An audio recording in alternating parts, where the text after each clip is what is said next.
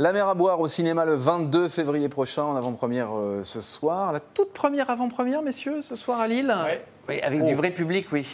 Ah, avec du vrai public. Oui, du vrai public. Oui. Ça va, pas trop stressé?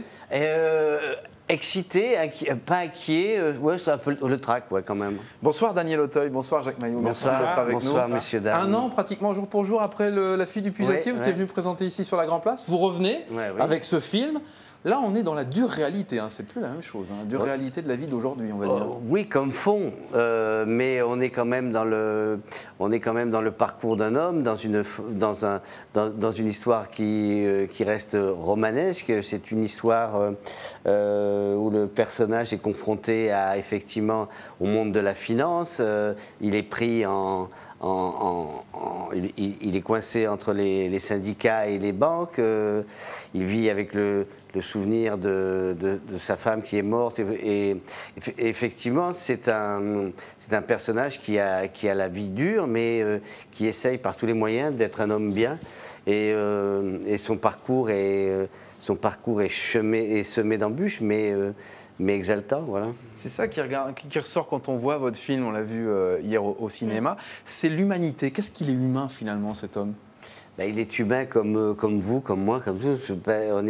Il est humain parce que c'est un homme. Oui, il est quand même un peu dans un monde de requins, si je peux me permettre. Oui, c'est ça. Il est dans le monde d'aujourd'hui. Il est confronté, ce que vous disiez en début, en tout cas à la dure réalité du monde. Il aurait été la même histoire pendant les 30 Glorieuses, ça donnait autre chose comme histoire. Mais c'est vrai que le fond de l'histoire est structuré, construit sur une réalité qui est celle d'aujourd'hui et qui est cruelle et cynique.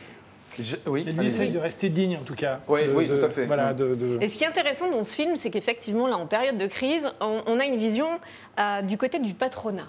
Effectivement. Du petit patron, ouais. Voilà. C'est pas uniquement les salariés qui sont licenciés. Là, on a une vision de l'autre côté. C'était vraiment, je trouve super intéressant d'aborder ce thème-là parce qu'on parle toujours de la crise en montrant toujours.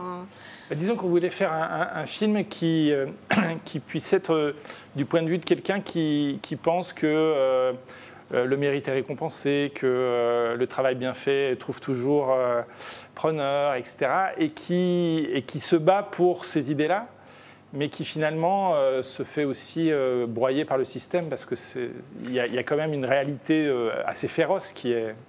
Mais effectivement, on ne voulait pas être dans quelque chose de manichéen où on aurait défini d'emblée qui étaient les bons, qui étaient les méchants. Qu'est-ce qui vous a séduit, Daniel Auteuil? Pardon, excusez-moi, Jacques, je vous ai coupé dans votre phrase. Allez-y, finissez. Après, je reposerai la question à Daniel. Comme ça, je peux réfléchir. Oui, voilà, c'est ça. Voilà, on ne voulait pas être manichéen et définir... Moi, j'ai envie de considérer que le spectateur est adulte et peut lui-même tirer la morale de l'histoire et comprendre ce qu'il y a à comprendre, sans forcément qu'on lui dise, vous savez, celui-là, c'est un patron, il est forcément méchant, ou celui-là, c'est...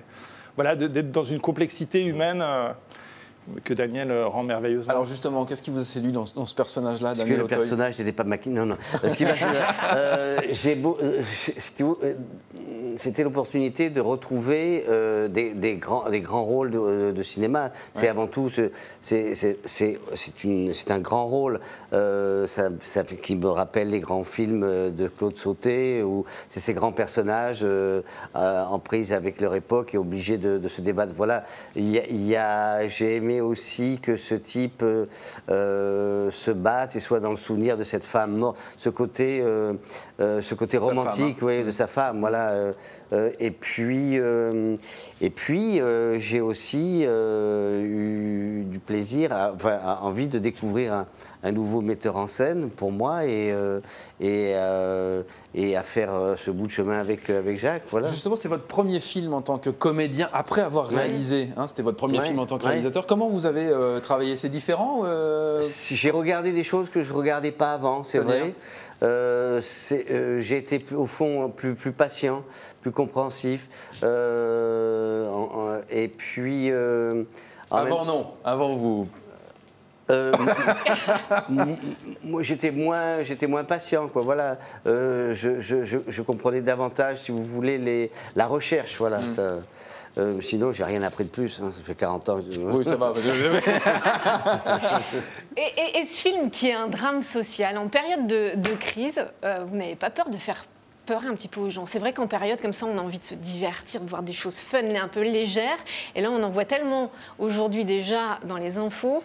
Est-ce que c'est quand même un pari osé? Je fais confiance au public. Je crois que pour se divertir, il y a La vérité si je mens, il va y avoir Les Infidèles, il y a plein de films.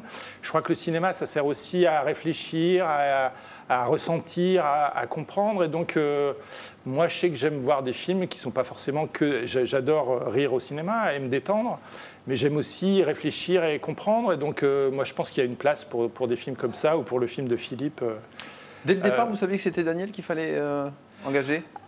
Alors, on en a parlé dès le départ avec le producteur, oui. Après, quand j'ai écrit, j'essaye de penser au personnage et de ne pas trop me projeter dans un comédien. Et puis, on a eu la chance qu'ils nous disent oui tout de suite. Donc, Ce sont les bateaux qui vous ont fait craquer? Pas que. Non, pas que l'histoire. Vous êtes fan de bateaux, hein? Oui, je suis fan de bateaux. Mais oui, c'est plus que de la mer d'ailleurs, parce que je suis plus dans le fantasme du bateau que dans la réalité de la mer qui est dure. Qui est à boire. Effectivement. Qu'est-ce que vous retiendrez l'un et l'autre de ce film, Daniel Auteuil? Je retiendrai, moi, si vous voulez, effectivement, la part d'humanité de tous les intervenants de cette histoire, à part les banques. Oui, ça, c'est le moins qu'on puisse dire. Oui. Là, vous êtes tristement dans l'actualité, oui, ça c'est clair. Les banques, c'est pas trop, hein, pas terrible. Et vous, Jacques? Moi, je retiendrai les gens, Daniel au premier chef, mais tous les gens qui ont travaillé sur ce film, parce qu'à chaque fois, c'est des aventures humaines formidables. Et donc voilà, je pense que ce qui me restera au bout du compte, c'est les visages de tous les comédiens, et en premier celui de Allez Daniel. le voir, ce film, il sort le 22 février, La mer à boire au cinéma.